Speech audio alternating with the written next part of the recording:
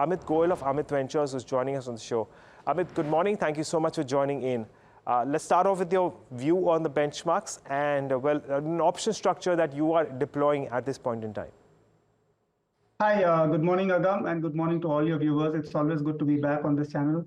The way I see the structure in Nifty as well as the Bank Nifty, which are the broad indices, is that we are structurally bullish. We have been, giving a smart recovery from the lows which we created in the early part of August on account of yen carry trade unwind. But as you rightly pointed out, that we also are now seeing some signs of fatigue getting creeped into the rally.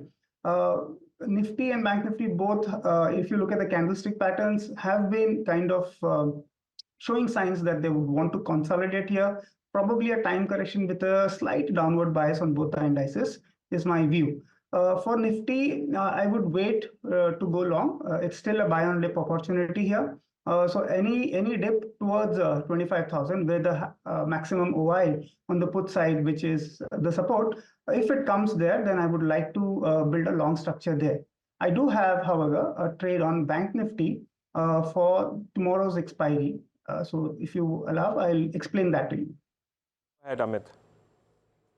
All right. So in Bank Nifty, if you look at the price action, I'm fairly while the structure remains bullish, but I do see, as I mentioned, that there is some amount of weakness creeping into it, and hence I would like to play a very short-term bearish put butterfly, which is basically known as a broken wing put butterfly with a bearish view, in which we will sell 51,000 put 2 lots and buy wings of 51,500 and 50,800 put 1 lot each. The max loss in this trade is calculated to be about 2,400 rupees, and we will aim for a target of 2,500 rupees with a margin of 33,000. The logic here is, if you look at yesterday's price action, the open was equal to high, which is a sign of some resistance building up at the highest open interest call strike, which happens to be 51,500, from where the price has taken some bit of resistance. So I'm playing for the downside, and if you look at the put open interest, the highest put open interest, which is at 51,000. So if I were to look at the path of least resistance, it happens to be on the downside.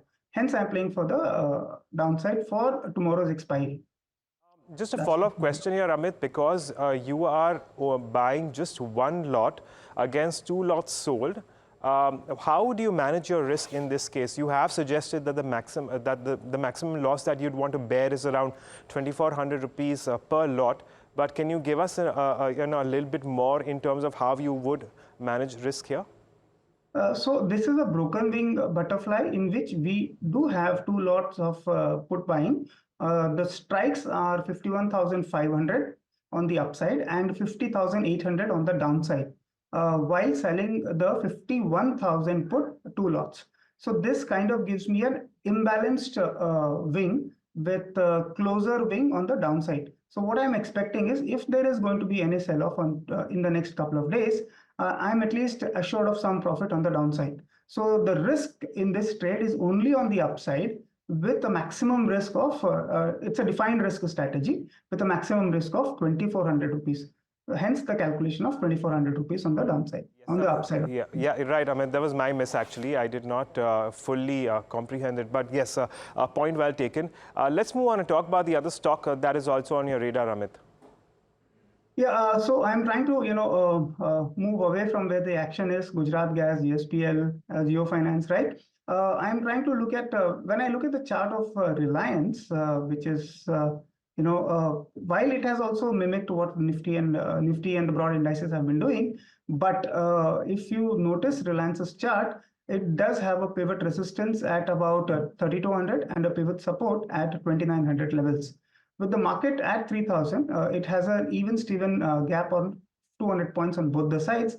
Hence, I would like to play a non-directional setup, simply because the logic here is the subdued price action over many sessions, the oscillators indicators pointing towards a neutral stance, with a lot of the oscillators giving a neutral indicator signal, and the concentrated OI around the ATMs suggests that Reliance would probably struggle to give a breakaway move on either side. Given this view, I would like to set up a short strangle with a neutral view stance for the 26th September expiry, wherein we look to sell the 3200 call on the upside and 2860, 2860 strike put one lot each on the downside.